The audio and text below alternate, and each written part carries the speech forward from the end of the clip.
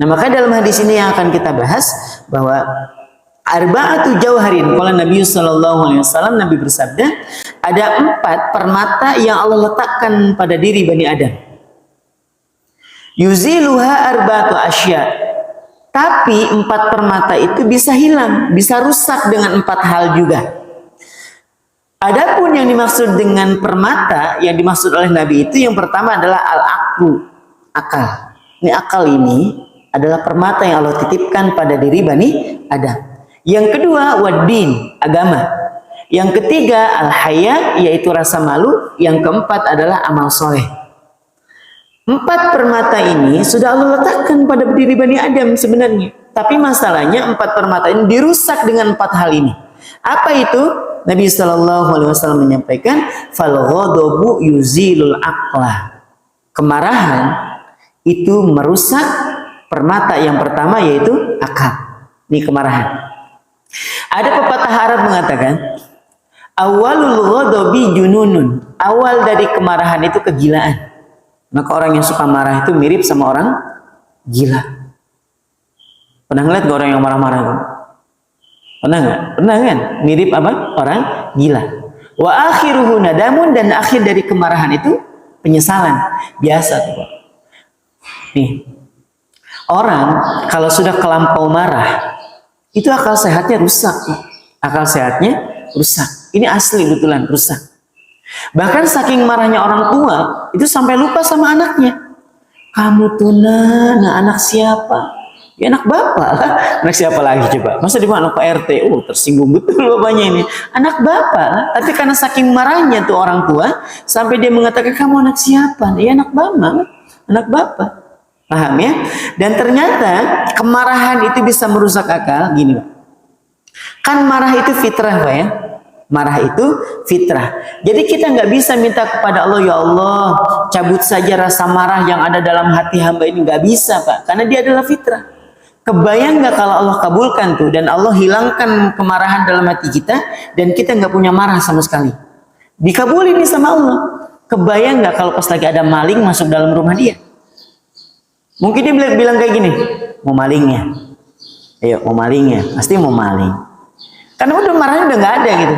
Bangunin istrinya, bu, ada maling, kasih kamar belakang aja ya, di sana kok naruh emasnya, katanya. Coba. Karena memang marah itu fitrah, sebagaimana rasa cinta. Emosi, ini emosi. Itu ada jenis-jenisnya. Walaupun kita sekarang ini, kalau dibilang emosi itu konotasinya negatif. Gak usah emosian jadi orang tuh. Disangkanya emosi itu marah. Padahal marah itu cuma satu jenis dari jenis-jenis emosi. Ada duka, bahagia, kecewa. Itu jenis-jenis emosi ya mas kalian. Dan itu fitrah. Dan salah satu dari jenis emosi itu dalam ilmu psikologi adalah marah. Marah itu fitrah. Tapi suka marah-marah, ini beda ya. Marah itu fitrah. Tapi kalau orang suka marah-marah, temperamen, senggol bacok, ini berarti bermasalah pada pengendalian diri. Pengendalian emosi. Ini Pak gambarannya. Marah karena dia adalah fitrah, jadi tidak dihitung sebagai dosa. Saya ulangi sekali lagi, marah itu tidak dosa, Pak. Marah itu tidak dosa. Dan di dalam syariat kita, marah itu nggak dilarang. Ustaz, ada loh, Ustaz, ada hadisnya. Iya, tahu. Pasti hadisnya, la tagdob falaka jannah. Janganlah marah, maka bagimu surga. Anak kita itu. Yang di TPA, yang di sekolah-sekolah Islam, bahkan di sekolah umum juga ketika ada pelajaran agama, diajarin. Satu hadis, janganlah marah, maka bagimu surga. Itu anak pertama kali dapat hadis itu, pulang. Dia ngulang hafalannya di telinga kita. La tagdob falakal jannah. Janganlah marah, maka bagimu surga. Ini ngajak ribut memang ya anak-anaknya. Dia ngulang hafalan, tapi tujuannya nyinggung kita gitu loh. Biar apa? Biar gak marah-marah. Ustaz, berarti itu kan hadis ini melarang kita marah. Bukan melarang marah aja mas kalian. Nabi bermaksud untuk apa? Kalau kalian mau marah, marah aja. Tapi mau nggak kemarahannya itu ditukar dengan surga? Mau, ya sudah, redam kemarahannya, rilis kemarahannya, dan tukar dengan kebaikan surga gitu. Bukan berarti marah itu haram. Sekiranya kemarahan itu haram, berapa dosa yang sudah menumpuk di kepala kita ini, lantaran marah. Baru tarik nafas nih, baru tarik nafas. Bapak marah ya? Kata anaknya nih, iya, dosa. Ya kan? Kamu, Bapak marah ya? Iya, dosa. Itu sekiranya marah itu dosa. Tapi kan nggak gitu. Ustaz, adakah dalil yang lain yang menunjukkan bahwa marah itu tidak dilarang? Ada. Nabi SAW ketika menyuruh sahabat yang lagi marah, kalau kalian dalam keadaan marah dan posisi kalian berdiri, maka duduk. Kalau masih marah juga, baring. Kalau masih marah juga, ambil wudhu. Kalau masih marah juga, sholat. Coba lihat dari hadis ini. Dari mulai dia prosesnya, dari mulai berdiri, duduk, rebahan, ambil air wudhu, kemudian sholat, itu proses menahan atau merilis? Merilis, Pak. Merilis. Kenapa? Paling tidak yang tadinya marah 100%, dengan duduk bisa turun di 80. Masih marah di bawah baring, paling nggak turun di 60. Di bawah wudhu, paling nggak turun ke 40. Di bawah sholat, paling nggak turun sampai 30 atau bahkan 20% kemarahannya. Supaya balik akal sehatnya. Supaya balik akal sehatnya. Karena kalau sudah marah itu menguasai akal, maka yang lahir adalah dampak dari kemarahan. Dan itu yang dosa, Pak.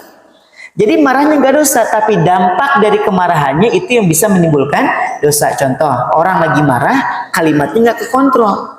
Nyaci maki anak dia. Dia nyaci maki anaknya, dia nyaci maki istrinya.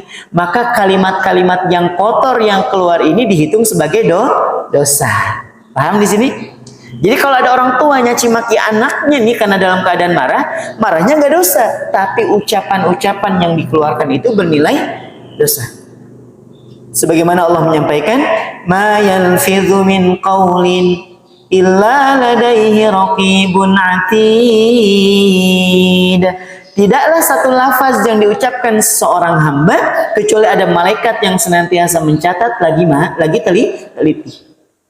Udah mendekat, dia nyatet, teliti lagi catatannya. Nah, catatan ini catatan dosa jangan sekali. Kita ngomong buruk terhadap anak, dicatat sebagai ucapan kotor dan itu dosa. Atau bahkan saking marahnya melayangkan pukulan, tepak. Bukan hanya ke anak, tapi ke pasangan hidup ini. Nah, maka pukulannya inilah yang bernilai dosa. Marahnya dosa enggak? Jawab. Marahnya dosa? Enggak. Tapi dampak dari kemarahannya itu yang bisa mengandung dosa. Gitu. Dalam satu kesempatan, Nabi SAW pernah melewati ada dua orang yang saling berbantah-bantahan. Dasar kamu, dasar kamu, dasar kamu. Ini sekiranya dikasih parang dua-duanya, main bacok-bacokan memang ya budaya. Orang lagi marah, fal ahmar wajahuma itu maksudnya memerah sudah muka keduanya itu. Saking apanya? Saking marahnya, Pak. Sampai keluar urat-urat lehernya nih. Saking marahnya. Apa kata Nabi? Inilah a'lamu kalimatan. Sungguh aku mengetahui satu kalimat. Lau qalaha, sekiranya kalimat itu diucapkan oleh salah seorang di antara keduanya ini, la dhahaba anhu ma yajidu, niscaya akan hilang kemarahannya itu. Pergi kemarahannya. Apa itu wahai Rasul? A'udzubillahi minasyaitonir rajim. Bisa nggak? Ayo coba 1, 2, 3. A'udzubillahi minasyaitonir rajim. Mudah nggak? Mudah. Karena lagi dalam keadaan normal. Coba dalam keadaan marah. Belum tentu Pak ingat dengan membaca ta'awudz. Sekarang pertanyaannya, apa hubungannya kemarahan dengan membaca ta'awudz? Kan marah fitrah, Ustaz. Kenapa harus pakai ta'awudz? Kan itu kan fitrah dari Allah. Betul. Marah itu fitrah, tapi masalahnya adalah kemarahan itu mudah sekali ditunggangi oleh syaitan. Makanya membaca ta'awudz.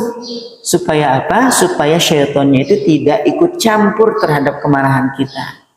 Jadi kalau sudah setan ikut campur, menguasai akal, nah ini yang bahaya. Orang bisa ngebunuh Pak lantaran kemarahan. Orang bisa memukul lantaran kemarahan. Makanya ulama sampai berbeda pendapat tentang apa? Tentang kalimat talak yang diucapkan oleh suami yang dalam keadaan marah. Ini nanti bisa ditanyakan ke guru kita tercinta ya, Ustaz Agus Khairul Huda LC ya. Kan ngisi di sini juga ya. Nah, kajian fikih. Tanya ke beliau. Sampai ulama berbeda pendapat tentang apa? Tentang ucapan talak yang diucapkan oleh suami yang dalam keadaan marah. Palingnya 3 poin nih, Pak. Ini buat hazanah buat kita semuanya. 1, kalau suami itu memang orangnya temperamen, mudah marah. Bentar cerai, bentar cerai gitu, bentar ditalak istrinya. Baru nikah nih, baru nikah. Hari pertama dia sarapan, disediakan sama istrinya, masakannya keasinan. Ini apa-apaan ngasih sarapan model kayak gini, cerai kamu. Ya Allah, cuman masakannya keasinan, dicerai istrinya. 1. Siang-siang dia mau rebahan di kamar, ternyata nyusun kasurnya, nyusun spraynya nggak simetris. Ini nyusun spray aja kayak gini, ya aku talak kamu. 2 sudah. Sore ini pulang dari kerja, istrinya nyapu, dilihatnya nyapunya kurang bersih, dicerai untuk kali yang ketiga, Pak. Nggak main-main. 3 kali, Pak, dalam sehari kayak minum obat gitu. Dicerai istrinya 3 kali dalam sehari. Gimana? Apakah talaknya jatuh? Jatuh. Talak yang pertama jatuh. Kemudian habis sholat zuhur dia minta maaf ya Bu, Bapak tadi ngomongnya kasar. Walaupun udah minta maaf, jatuh talaknya. Siangnya ketika mau tidur mentalak lagi istri yang kedua, jatuh juga. Sampai talak yang ketiga jatuh, talaknya 3 langsung itu dalam 1 hari itu. Dalam 1 hari. Karena talak itu kan talak roj'i ya, talak yang pertama masih boleh balik, talak yang kedua masih boleh balik, talak yang ketiga udah nggak ada ampun, sudah nggak ada ampun. Sampai si istri, si mantan ini menikah dengan laki-laki yang lain dengan pernikahan yang normal, bukan diada-ada.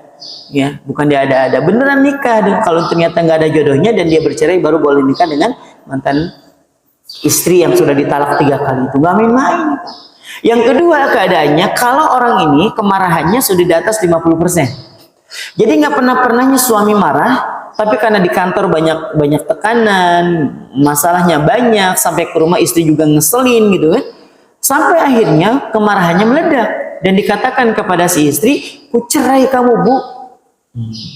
Setelah reda kemarahannya, dia minta maaf, "Ibu, maafin ayahnya. Ayah tadi emosi betul." "Iya ya, ayah nggak pernah semarah itu loh. Selama hidup sama Bunda, ayah nggak pernah semarah itu. Maafin Bunda, maafin ayah ya. Ayah tadi marah betul tadi." Nah, gimana talaknya? Jatuh nggak? Jatuh. Karena si ayah tetap menyadari kalimat yang diucapkannya ketika marah. Yang ketiga keadaannya, orang ini sampai tertutup akal sehatnya. Sampai yang diucapkan itu dia nggak paham apa yang diucapkan. Lu saking marahnya ya, coba lihat Pak.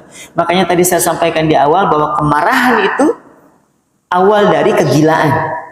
Dan karena orang marah itu kayak orang gila, asli kayak orang gila. Dia ngomong racau kayak gitu, nggak jelas. Sampai kemudian setelah reda kemarahannya, dia minta maaf sama istrinya. Kata si istrinya, "Ayah, kok ayah tega-teganya nyerahin Bunda? Kok tega-teganya ayah mentalak Bunda? Demi Allah Bun, mana ada ayah tuh ngomong kayak gitu.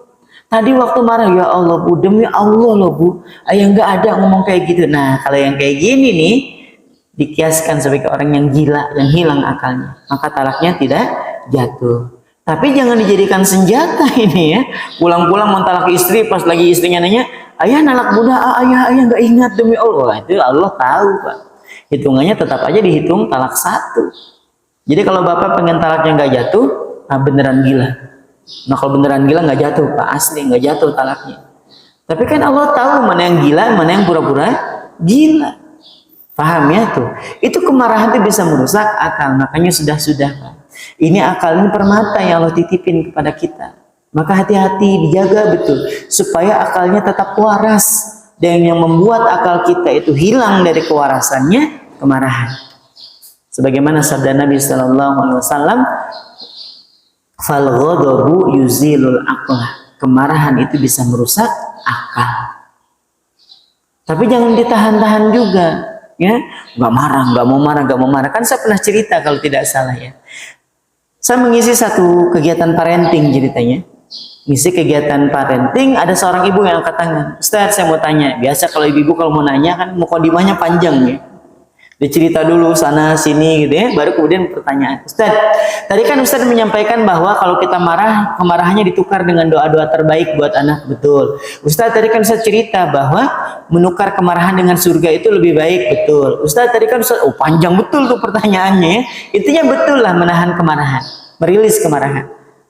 "Ustaz, saya pernah loh Ustaz Pernah apa Bu? Saya pernah men-challenge diri saya untuk tidak marah seminggu.